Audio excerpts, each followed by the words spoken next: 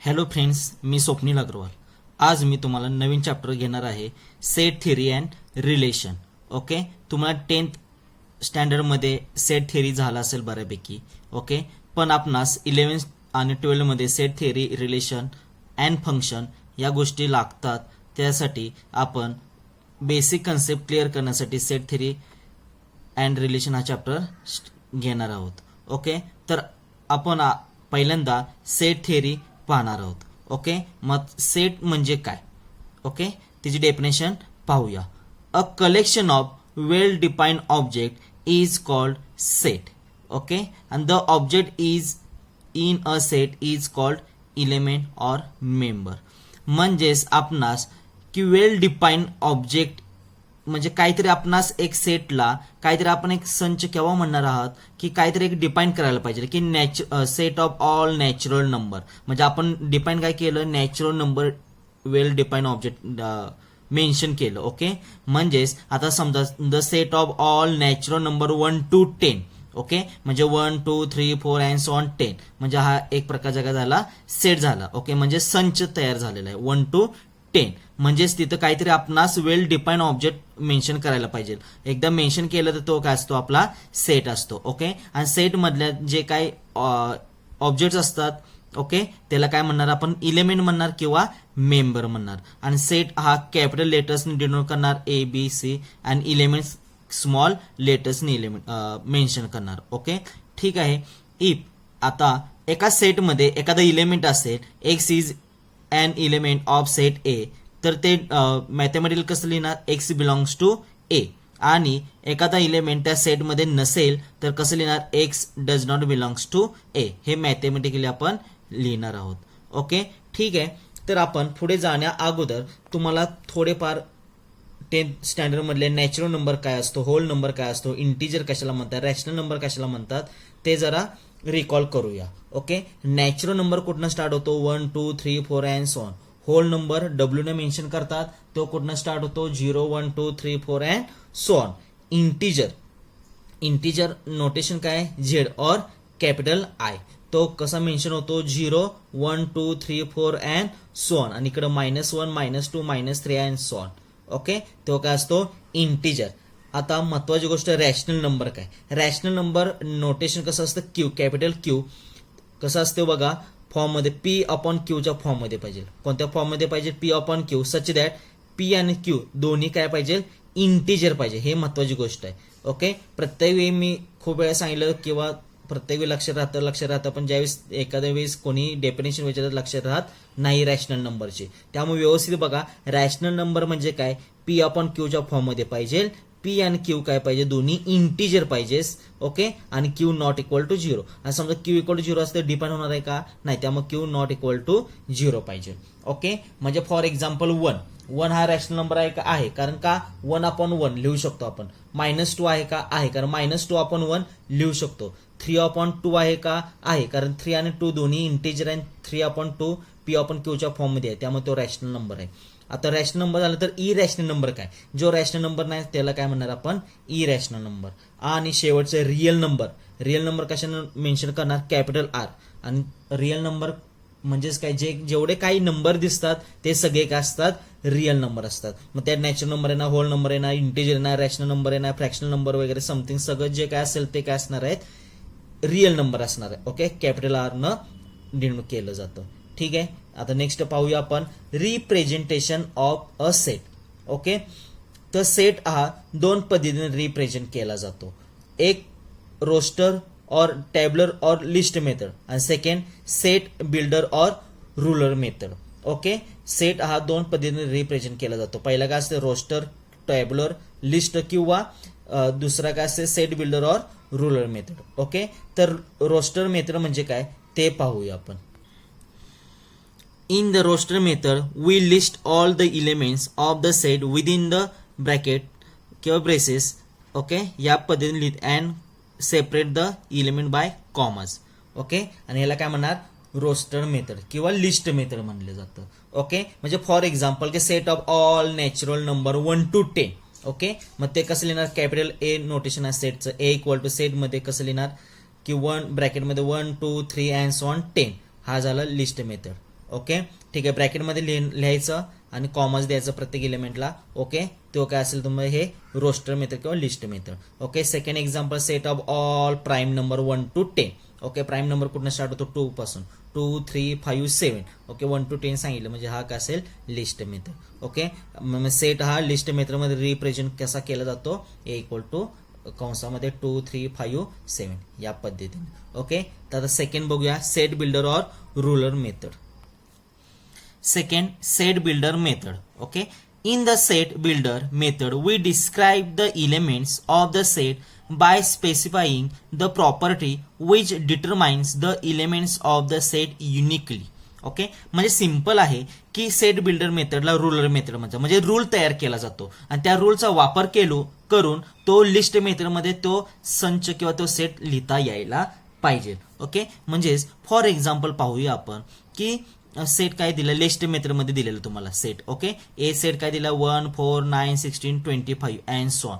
Okay म्हणजे काय दिसत तुम्हाला स्क्वेअर दिसत बरोबर आहे. मग ते सेट बिल्डर मेथडमध्ये कसं लिहिलं जातं बघा ए इक्वल टू सेटमध्ये x such that x belongs to N. म्हणजे एक्स बिलॉंग्स टू एन म्हणजे काय नॅचरल नंबर कुठून स्टार्ट होतो 1 2 3 4 and so on and x is a square.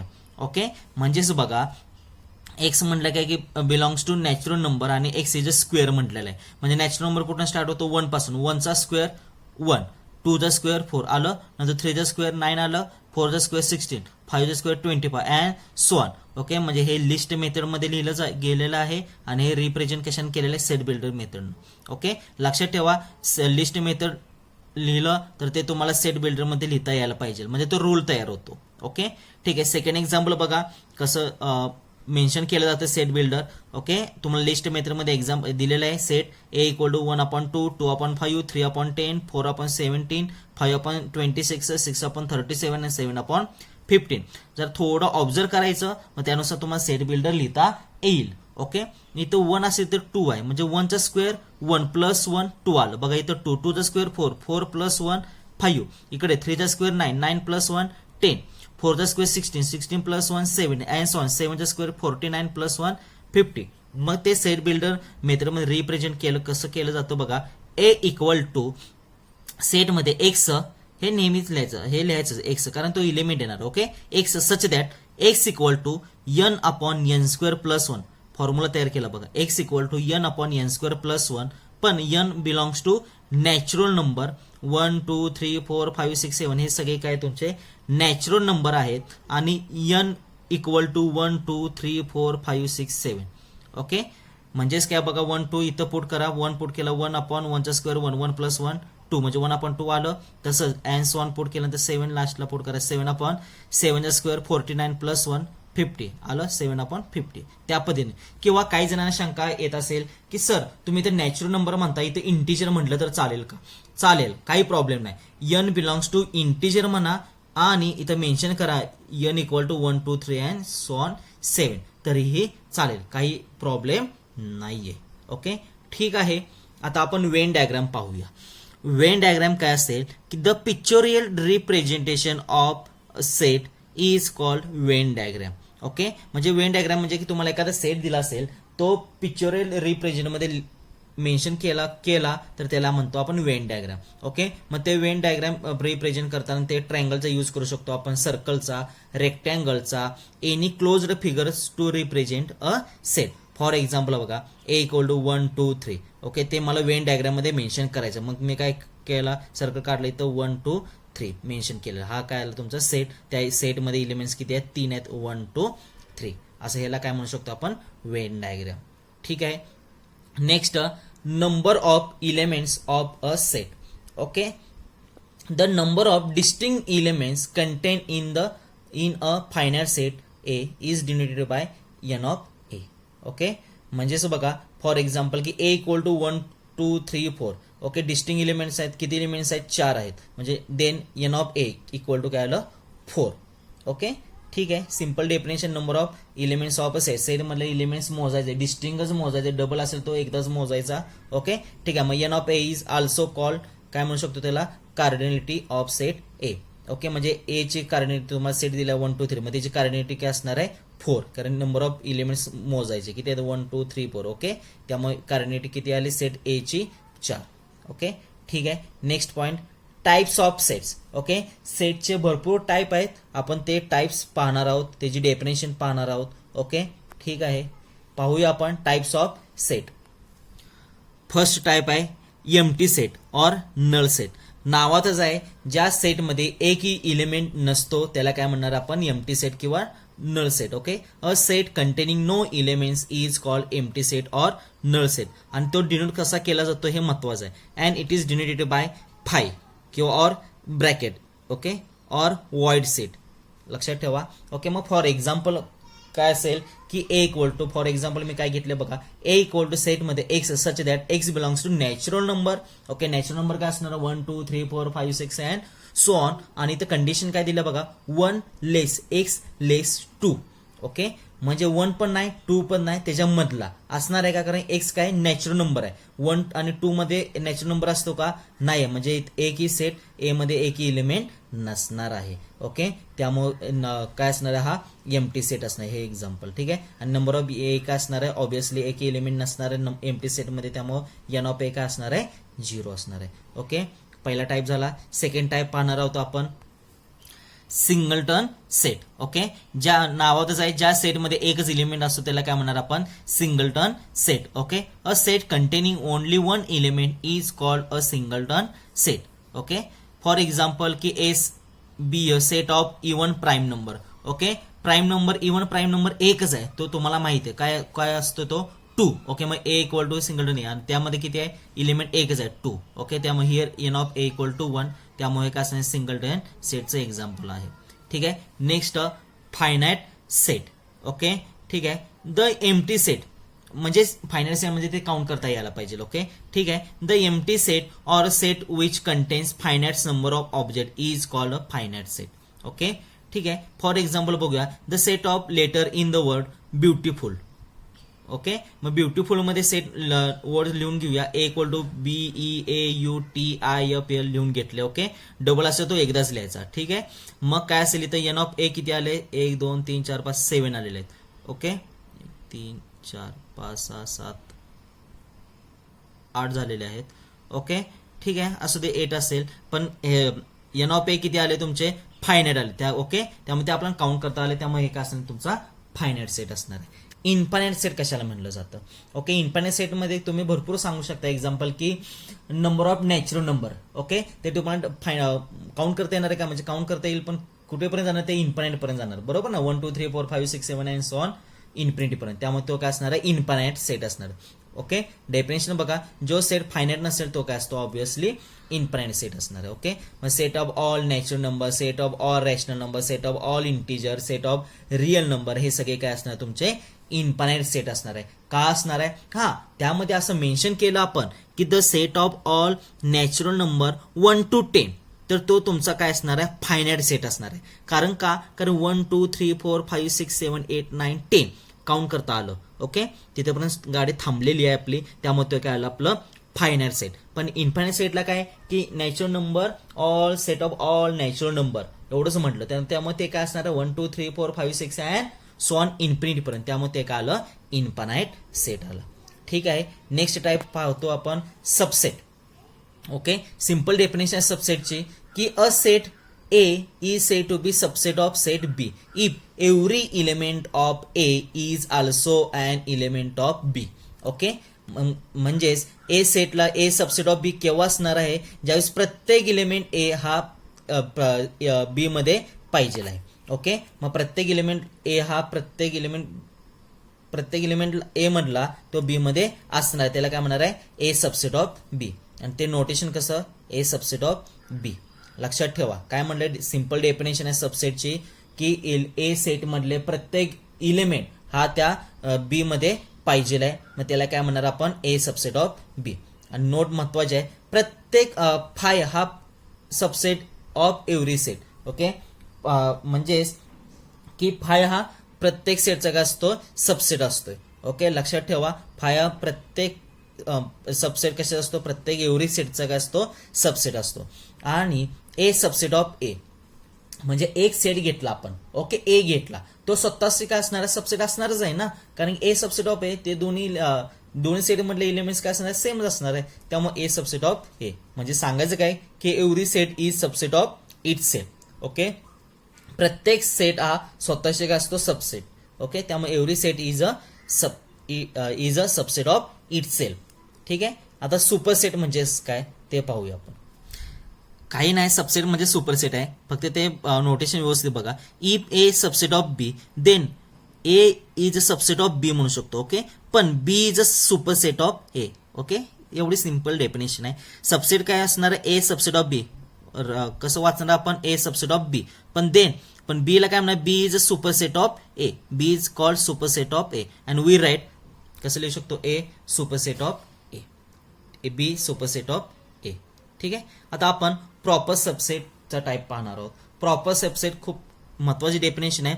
If A subset of B, okay, आणि A not equal to B असेल, काय म्हटले बघा, ए सबसेट ऑफ बी असणार आहे, पण ए नॉट इक्वल टू बी असेल, म्हणजेच सांगायचं काय आहे की ए सबसेट ऑफ बी आहे, पण ए मधले सगळे एलिमेंट बी मध्ये असणार आहे, पण बी मध्ये अजून एखादा एलिमेंट एक्स्ट्रा असणार आहे, कारण ए नॉट इक्वल टू बी म्हटलेलं आहे. ओके, म्हणजेच काय की ए मधला प्रत्येक एलिमेंट बी मध्ये असणार आहे, पण बी मध्ये वन किंवा वन पेक्षा जास्त एलिमेंट्स असणार आहे.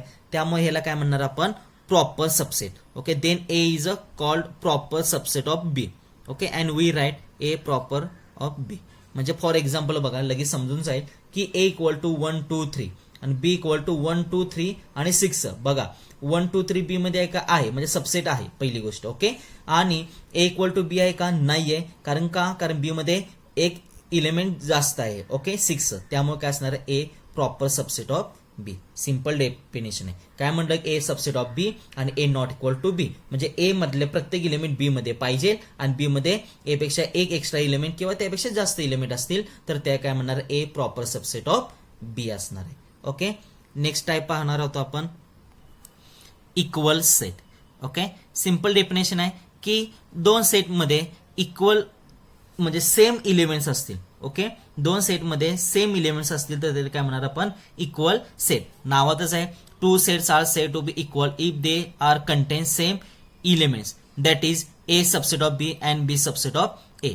लक्षात ठेवा, तुम्ही प्रत्येक कोणीही विचारलं तर तुम्ही सांगता काय की दोन्ही सेटमध्ये काय असणार, सेम एलिमेंट्स, पण मॅथमॅटिकली पण सांगता यायला पाहिजे तुम्हाला की A subset of B and B subset of A implies A equal to B असणार आहे. ओके, म्हणजे फॉर एक्झाम्पल बघा, let X be the set of letters in the word आबा. Okay, and Y be the set of letters in the word बाबा. Okay, मग X equal to काय असणार आहे, A B B A, double असेल तर एकदाच लिहिणार. ओके, त्यामुळे ए आणि बी आला, अँड वाय सेट काय मेन्शन केलंय की बाबा. ओके, मग ते दोन आहे ते रिपीट झालं ते एकदाच लिहितो, मग बी आणि ए. एक्स आणि वाय काय दिसते, दोन्ही सेटमध्ये काय असं एलिमेंट्स काय दिसतात, सेम एलिमेंट्स दिसतात. ओके, त्यामुळे काय असेल, एक्स इक्वल टू वाय असणार आहे. ओके, इक्वल सेट मध्ये काय डेफिनेशन काय सांगितले की दोन्ही सेटमध्ये सेम एलिमेंट पाहिजे तर तो काय असतो, इक्वल सेट असणार आहे. ओके, आणि इक्वॅलेंट म्हणजे काय, लक्षात ठेवा, इक्वल आणि इक्वॅलेंट मध्ये जमीन आसमानचा फरक आहे. इक्वल मध्ये काय आहे की दोन्ही सेटमध्ये सेम एलिमेंट पाहिजे, आणि इक्वॅलेंट मध्ये काय, दोन्ही सेटमध्ये नंबर ऑफ एलिमेंट्स काय पाहिजे, सेम पाहिजे. ओके, इक्वल सेटमध्ये काय की दोन्ही सेटमधले एलिमेंट्स काय पाहिजे, सेम पाहिजे, आणि इक्वॅलेंट मध्ये काय पाहिजे की दोन्ही सेटमधले नंबर ऑफ एलिमेंट्स काय पाहिजे, सेम पाहिजे. त्यावेळेस काय म्हणणार, त्याला इक्वॅलेंट सेट म्हणणार आहे. ओके, म्हणजेच डेफिनेशन काय सांगितलं बघा, two finite set A and B are set to be equivalent if n of A म्हणजे number of set A equal to number of set B. Okay, ठीक आहे, म्हणजे इक्वल सेटमध्ये सेम एलिमेंट पाहिजे आणि इक्वॅलेंट सेटमध्ये काय पाहिजे, ए आणि बी मधले एलिमेंट्स नंबर ऑफ एलिमेंट्स काय पाहिजे, सेम पाहिजे. For example, A equal to 1 2 3 4 आणि B equal to A B C D. Okay, मग एन ऑफ ए किती आहेत, 4 आहेत एलिमेंट, 1 2 3 4. ओके, इकडे किती आहेत, 1 2 3 4. ओके, मग n of A equal to n of B equal to 4, दोन्ही इक्वल आहे त्यामुळे काय असणार, ए आणि B are equivalent set. Okay, तर मला एक गोष्ट सांगायची आहे काय की मी तुम्हाला इक्वल सेटमध्ये काय की सेम एलिमेंट आहे. ओके, म्हणजे ते इक्वल सेट, दोन्ही सेटमध्ये इक्वल सेट सेम एलिमेंट्स पाहिजे, आणि इक्वॅलेंट मध्ये काय की नंबर ऑफ एलिमेंट्स काय पाहिजे, सेम. तर या दोन्हीनुसार रिलेशन काय सांगू शकतो की इक्वल सेट हे ऑलवेज काय असणार आहे, इक्वेलंट सेट असणार आहे. इक्वल फॉर एक्झाम्पल बघा ना, इक्वल सेट ऑलवेज इक्वलंट का, कारण की दोघांचे एलिमेंट्स काय असणार आहेत, n of A n of X equal to 2 n of Y equal to 2 म्हणजे काय असणार, इक्वलंट सेट असणार. पण इक्वलंट सेट इक्वल सेट असलं असं नाहीये. ओके ठीक आहे. Next universal set. आता युनिव्हर्सल सेट म्हणजेच काय की युनिव्हर्सल सेट म्हणजे सर्वात मोठा पृथ्वीमध्ये आपण काय सगळेजण एक मनुष्य आहोत, छोटे सेट आहेत. मग तुम्ही एक स्टुडंट आहात, ओके, ब्रिज कोर्स मध्ये तुम्ही एक स्टुडंट आहात, आम्ही एक फॅकल्टीचा एक सेट झाला, तुम्ही एक स्टुडंट ब्रिज कोर्सचा एक स्टुडंट झालं, एक म्हणजे छोटे छोटे काय आहेत आपले सबसेट आहात. ओके, म्हणजेच ते काय असणार आहे, मग आपला ह्याचा पूर्ण ह्याचा युनिव्हर्सल सेट काय झालं, अकॅडमी झाली. ओके, काय झालं आपले अकॅडमी हा काय असणार युनिव्हर्सल सेट. आता पृथ्वी पण काही एक प्रकारची युनिव्हर्सल सेट आहे, त्यामध्ये आपण काय छोटे छोटे काही मनुष्य आहात, म्हणजे ते पृथ्वी काय झालं ते आपली युनिव्हर्सल सेट. तसंच if in a particular discussion all sets under consideration are subset of a set say U, then U is called universal set. आणि डिनोट कसं केलं जातं, कॅपिटल यू किंवा कॅपिटल एक्स न. अजून एक एक्झाम्पल मी सांगू शकतो की set of all integers, set of all natural number, set of all rational number, हे काय असणार आहेत, हे सबसेट असणार कशाचे, सेट ऑफ ऑल रिअल नंबरचे. बरोबर ना. मग तो रिअल नंबर काय झाला त्या सगळ्यांचा युनिव्हर्सल सेट. ओके ठीक आहे. म्हणजे युनिव्हर्सल सेटची डेफिनेशन तुम्हाला क्लिअर झाली असेल. आता आपण लास्ट टाईप बघणार आहोत, पॉवर सेट. ओके, खूप महत्वाची डेफिनेशन आहे पॉवर सेटची. Okay, the set of all subsets of given set is called power set of A. Simple definition आहे की एखादा सेट आहे ए, ओके, त्या सेट ए चे सगळे सबसेट लिहायचे आणि तो काय असणार आहे, पॉवर सेट असणार. ओके, आणि तो डिनोट कसा केला जातो, पी ऑफ ए ने डिनोट केला जातो. फॉर एक्झाम्पल पाहूया. ओके, फॉर एक्झाम्पल काय की सेट ए दिलाय, ए काय दिलेलं आहे की सेटमध्ये ए आणि बी दोन एलिमेंट्स दिलेले आहेत. ओके, मग n of A equal to काय आलं 2. तर त्या ए सेटचे पी ऑफ ए म्हणजे पॉवर सेट लिहून घेऊया. P of A equal to, तुम्हाला मी म्हटलेलं आहे मागाशी नोट सांगितलेला आहे सबसेट पॉवर सेट झाल्यानंतर की फाय हा ऑलवेज काय असतो, प्रत्येक सेटचा काय असतो, फाय काय असतो, सबसेट असतो. त्यामुळे फाय येणार आहे आणि तो स्वतःशी काय असतो, सबसेट. त्यामुळे ए बी पण लिहून घेतलेला आहे. आणि एक सिंगलटन ए पण काय असणार, ए बीचं काय असणार, सबसेट असणार.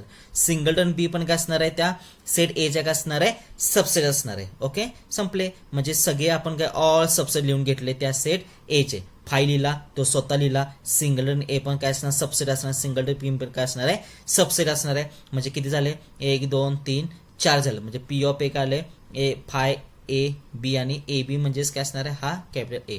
म्हणजे N of P of A म्हणजे नंबर ऑफ पॉवर सेट ए किती झाले, 4. 1 2 3 4. ओके, 4 म्हणजे कसं लिहिलं, 2 चा स्क्वेअर लिहिलेलं आहे. ओके ठीक आहे. फॉर सेकंड एक्झाम्पल पाहूया आपण. B equal to A B C. Okay, 3 element आहे. मग n of B equal to किती, 3.